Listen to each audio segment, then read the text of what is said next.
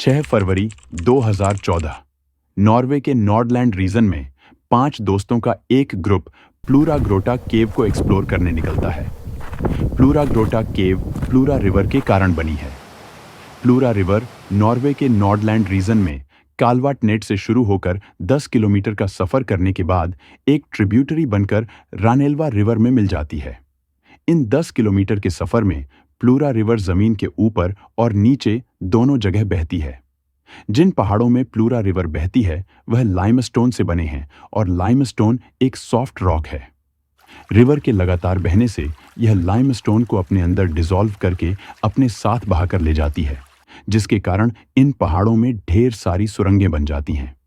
इसी तरह से प्लूरा रिवर ने इस हिस्से में लगभग 200 केव्स को जन्म दिया और प्लूरा ग्रोटा केव इनमें से एक है। प्लूरा ग्रोटा केव यह नॉर्दर्न यूरोप की सबसे गहरी केव है। इस केव के अंदर विजिबिलिटी काफी ज्यादा है। आप इस केव की तली में रखे पत्थरों को आसानी से देख सकते हैं। इस प्लूरा रिवर पर एक कालवाटनेट डैम बना हुआ है।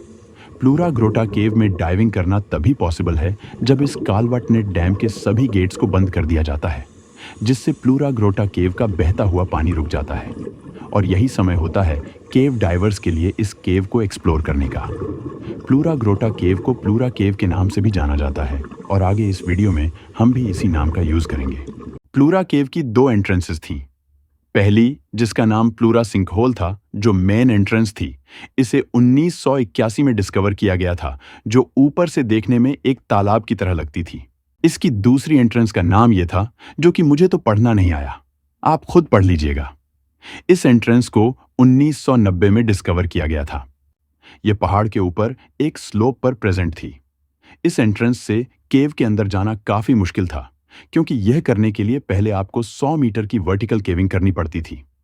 अभी तक इन दोनों एंट्रेंसेस को डिस्कवर कर लिया गया था, लेकिन यह किसी को नहीं पता था कि ये दोनों एंट्रेंसेस आपस में मिलती हैं। 1997 में यह पता चला कि ये दोनों एंट्रेंसेस आपस में कनेक्टेड हैं, जब एक केव डाइवर इसकी एक एंट्रेंस से जाकर दूसरी से बाहर आया। इस डिस्कवरी के बाद यह केव काफी पॉपुलर हो गई। डाइवर्स अक्सर इस केव की एक एंट्रेंस से अंदर जाकर दूसरी से बाहर आते थे। हालांकि इसका पानी काफी ठंडा था और बहुत सी जगहों पर यह केव काफी संकरी हो जाती थी, इसलिए इस रूट को केवल प्रोफेशनल केव डाइवर ही कंप्लीट कर पाते थे। जमीन पर तो इन दोनों एंट्रेंसेस के बीच का डिस्टेंस 500 से 700 मीटर का ही था, जबकि केव के टेढ़े मेढ़े रास्तों में यह डिस्टेंस 2 किलोमीटर का बन जाता था। इस केव का पानी काफी ठंडा था, जिसके कारण कोई भी इस पानी में ज्यादा देर तक नहीं रह सकता था। इसके काफी ठंडे पानी और बेहद संकरे रास्तों के कारण इसमें काफी हादसे हुए हैं। 1988 में इस केव में डाइविंग कर रहे एक इंसान का पैर एक पत्थर में फंसने के कारण राइट पैर का डाइविंग सूट फट गया था, जिसके बाद ठंडे पानी से उसकी बॉडी का डायरेक्ट कांटेक्ट होने के कारण उसे हाइपोथर्मिया का सामना करना पड़ा था। हाइपोथर्मिया एक बीमारी होती है जिसमें इंसान की बॉडी का टेम्परेचर अचानक से गिर जाता है। 28 अगस्त को इस केव में से एक डाइवर की डेड बॉडी निकाली गई थी, जो पिछले 12 दिनों से लापता था।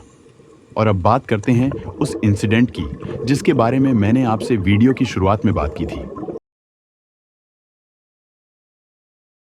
6 फरवरी 2014 को 5 प्रोफेशनल केव डाइवर्स का एक ग्रुप इस केव को एक्सप्लोर करने के लिए निकलता है।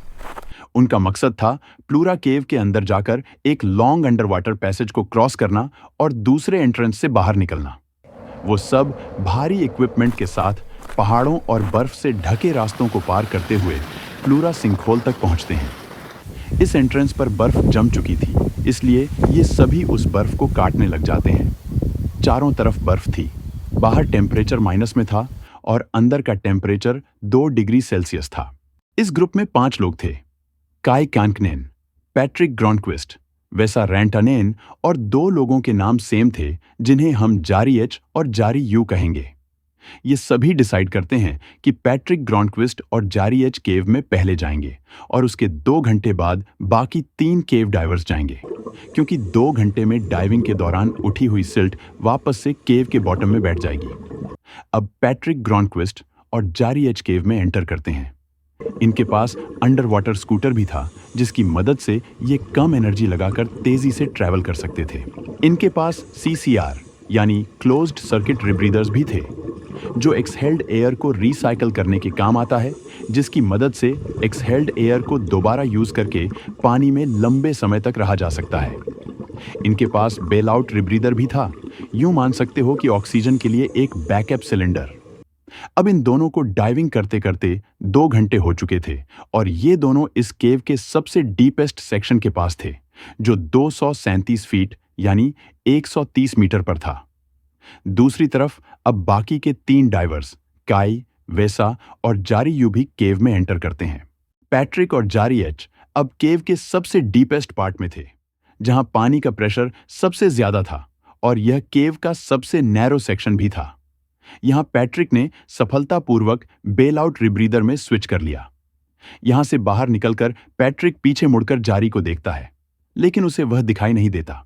थोड़ी देर वेट करने के बाद भी जब पैट्रिक को जारी दिखाई नहीं देता, तो वह अपने स्कूटर को वहीं छोड़कर वापस पीछे जाता है। कुछ दूरी के बाद उसे जारी की लाइट ऊपर नीचे होती हुई दिखाई देती है। वह तुरंत समझ जाता है कि जारी किसी प्रॉब्लम में है। वह जारी के पास जाता है और देखता है कि उसका स्कूटर एक बड़े पत्थर के नीचे फंस गया है और जारी पैनिक कर रहा है। जब पैट्रिक ने उसे बताया कि उसका स्कूटर फंसा हुआ है, तो जारी ने जोर लगाकर उसे पत्थर के नीचे से निकाल लिया।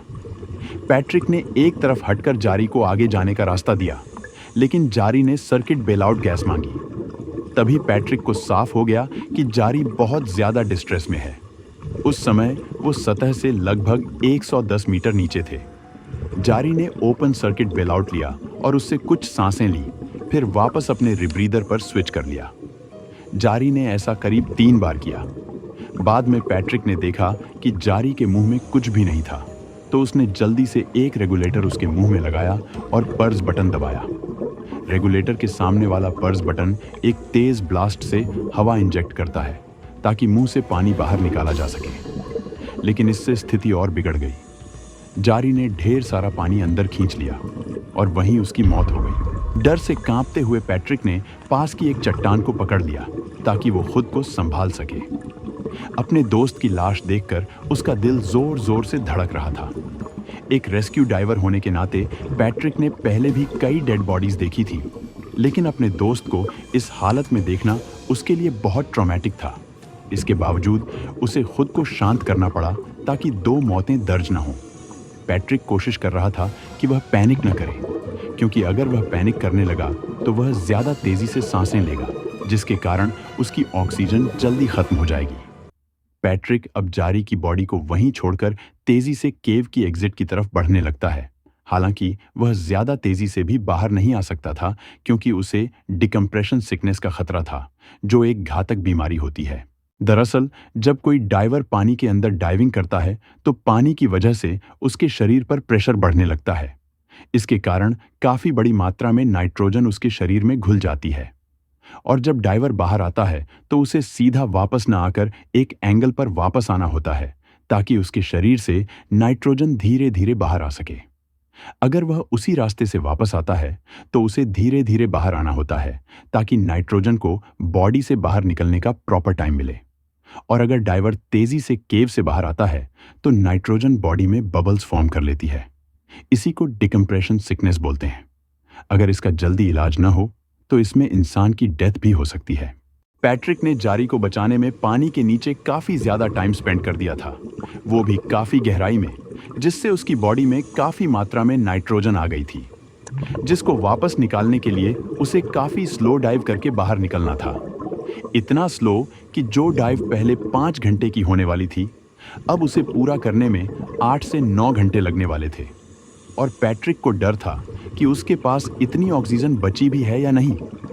डिकम्प्रेशन सिकनेस और ऑक्सीजन खत्म होने के डर के साथ साथ उसे यह डर भी था कि जब उसके बाकी दोस्त पीछे से आएंगे और जारी की डेड बॉडी देखकर कैसे रिएक्ट करेंगे, और अगर रास्ता ब्लॉक है तो वे बाहर कैसे आएंगे। दूसरे ग्रुप में वैसा सबसे आगे चल रहा था, जिसके डाइविंग स्कूटर पर एक कैमरा अटैच्ड था। इन तीनों के पास ढेर सारे बेलआउट सिलेंडर थे। वैसा, जो कि प्राइमरी इक्विपमेंट फेल होने को लेकर बहुत ज्यादा कॉशियस था, उसने अपने साथ 5 बड़े सिलेंडर रख लिए थे। उसके दोस्तों ने उसे वार्न भी किया था कि इतने सारे सिलेंडर रखने से पतले पतले रास्तों से निकलने में काफी दिक्कत होगी, लेकिन फिर भी उसने सारे सिलेंडर रख लिए थे। केव में लगभग 120 मीटर नीचे पहुंचने के बाद वेसा एक बहुत ही संकरे पैसेज में फंस गया। इस कारण उसने उस पैसेज से निकलने के लिए अपने 2 सिलेंडर उतार दिए, लेकिन फिर उसका एक फिन गाइडलाइन में उलझ गया और उसने पीछे आ रहे जारी यू को जोर से चिल्लाकर मदद करने के लिए कहा ताकि वो उसका फिन निकाल सके। जब वो इन सारी उलझनों से बाहर निकला, तब उसे एहसास हुआ कि शुरू में हुई देरी की वजह से अब उसका डाइविंग टाइम बढ़ गया था। इसका मतलब था कि उसे ठंडे पानी में कई डिकम्प्रेशन स्टॉप्स करने पड़ेंगे, जो उसे बिल्कुल पसंद नहीं था। वैसा ने डाइव जारी रखी और केव के सबसे गहरे हिस्से में पहुंच गया। वहीं उसने जारी एच की डेड बॉडी देखी। वैसा ने चिल्लाकर कहा कि जारी एच मर चुका है। जारी एच की बॉडी ने रास्ते को ब्लॉक कर दिया था, लेकिन वो रास्ता खोजने की कोशिश कर रहा था ताकि वह आगे बढ़ सके। काय, जो सबसे पीछे था, जारी यू को देखकर समझ गया कि कुछ गड़बड़ है। उसने जारी से पूछा कि क्या प्रॉब्लम है, लेकिन जारी ने ठीक से जवाब नहीं दिया। जारी यू ऊपर नीचे घूम रहा था। शायद उसने जारी एच का शव देख लिया था और उसने वापस जाने का फैसला कर लिया था। एक पॉइंट पर उसने अपने बेल आउट सिस्टम पर स्विच कर लिया और क्लोज्ड सर्किट रीब्रीदर को बंद कर दिया। काय ने उसे समझाने की कोशिश की कि वो काम रहे और अपने इक्विपमेंट को अच्छे से चेक करे, लेकिन पानी के प्रेशर के कारण उसे चक्कर आ रहे थे। कुछ ही देर बाद जारी यू भी मर गया। जब काय ने देखा कि जारी यू डेड हो गया है, तो उसके पास कोई और ऑप्शन नहीं बचा और उसने अपना रास्ता जारी रखा। वो अपने डेड फ्रेंड के लिए कुछ भी नहीं कर सकता था। जैसे ही वो जारी यू के शव को पार करके थोड़ा आगे बढ़ा, उसे जारी एच का भी शव दिखाई दिया और फिर वो वैसा से मिला, जो जोर जोर से किकिंग कर रहा था ताकि जारी एच के शव को पार कर सके। तब काय ने चिल्लाकर वैसा को बताया कि जारी यू भी मर चुका है और उन्हें वापस लौट जाना चाहिए। लेकिन वैसा वापस नहीं गया, क्योंकि पॉन्ड एंट्रेंस तक वापस जाने का रास्ता बहुत लंबा था। काई अकेला ही वापस मुड़ गया, क्योंकि वो वैसा का और इंतजार नहीं कर सकता था। उसने सोचा कि शायद वैसा इतनी पैनिक और एग्जॉशन में सरवाइव नहीं कर पाएगा। उसे पैट्रिक के बारे में भी कुछ नहीं पता था कि वो जिंदा है या मर चुका है, लेकिन उसने मान लिया था कि पैट्रिक भी शायद मर चुका होगा। किस्मत से वैसा ने कुछ इक्विपमेंट उतारकर उस संकरे पैसेज से निकलने में कामयाबी पा ली। दूसरी तरफ काय को एक लंबा रास्ता तय करना था। उसके पास 2 रिब्रीदर्स थे, लेकिन उसके पास एक्स्ट्रा एयर बहुत कम बची थी। उसके पास एक बेल आउट सिलेंडर था। काय के पास तेजी से डाइव करने के अलावा कोई विकल्प नहीं था और उसने अपने डाइव कंप्यूटर की डिकम्प्रेशन स्टॉप्स की वार्निंग्स को इग्नोर कर दिया। उसके लिए गैस खत्म होने का खतरा डिकम्प्रेशन सिकनेस से ज्यादा बड़ा था। जब वो एयर चैम्बर पहुंचा, उसने वहां की एयर लेकर सांस ली ताकि अपनी एयर बचा सके, लेकिन वो ज्यादा देर इंतजार नहीं कर सका। उसे डर था कि अगर वहां कुछ गलत हो गया तो उसे बचाने कोई नहीं आएगा। फिर उसने एंट्रेंस की ओर आगे बढ़ने का फैसला किया। उसकी हालत तब और खराब हो गई जब उसका अंडर वाटर स्कूटर खराब हो गया। अब उसे खुद से स्विम करके आगे बढ़ना पड़ा, जिससे उसे और ज्यादा मेहनत करनी पड़ी। एयर चैम्बर से एंट्रेंस तक पहुंचने में उसे 45 मिनट लगे, जबकि स्कूटर वर्किंग होता तो सिर्फ 15 मिनट लगते। इस बीच पैट्रिक अपने डाइविंग बडी की डेथ के बाद बहुत ज्यादा दुखी था। जब वो केव एंट्रेंस की ओर बढ़ रहा था, उसे नहीं पता था कि उसके बाकी दोस्तों का क्या हुआ। वो धीरे धीरे आगे बढ़ रहा था। पैट्रिक को पता नहीं था कि वैसा उसके पीछे डिकम्प्रेशन स्टॉप कर रहा है। उसे लगा कि शायद कोई भी जिंदा नहीं बचा। काई उसी एंट्रेंस की तरफ जा रहा था जिससे उसने केव के अंदर एंटर किया था। उसने बीच बीच में कुछ डिकम्प्रेशन स्टॉप्स किए, लेकिन कई उसने स्किप कर दिए। कुछ इक्विपमेंट भी वहीं छोड़ दिए। हर स्टॉप पर वो ठंडा होता जा रहा था। उसे जारी यू की मदद न कर पाने का गिल्ट बहुत ज्यादा सता रहा था। कई घंटों के बाद उसने अपनी आखिरी ऑक्सीजन टैंक की वॉल खोली। उसे पता भी नहीं था कि उसमें कितनी ऑक्सीजन बची थी। तीनों डाइवर्स किसी तरह केव के एंट्रेंस की ओर बढ़ते जा रहे थे। उन्होंने जितना प्लान किया था, उससे कहीं ज्यादा वक्त केव में बिता दिया था। इस वजह से अब उनके पास न तो हवा बची थी और न ही एनर्जी। उन्हें मजबूरी में कई डिकम्प्रेशन स्टॉप्स स्किप करने पड़े ताकि टाइम और हवा दोनों बचाई जा सके। रात के करीब 9 बजे पैट्रिक सरफेस पर पहुंचा। उसने केव में 5 घंटे के बजाय पूरे 8 घंटे 30 मिनट बिता दिए थे। इतनी देर तक पानी में डाइव करने के बाद वह इतना थक गया था कि वह वहीं लेट गया। करीब 1 घंटे बाद वैसा भी बाहर आया। उस समय वैसा को सिर में दर्द हो रहा था। सरफेस पर पहुंचते ही उसे अपने दाएं घुटने में भी दर्द होने लगा। दोनों वहीं बैठ गए और आराम करने लगे। करीब 3 घंटे बाद काय भी प्लूरा सिंखोल से बाहर आ गया। उस समय रात के 2 बज चुके थे और हर तरफ अंधेरा फैला हुआ था। उसने लगभग 11 घंटे 30 मिनट डाइव की थी। जो डाइव 6 फरवरी को शुरू हुई थी, वो अगले दिन सुबह खत्म हुई।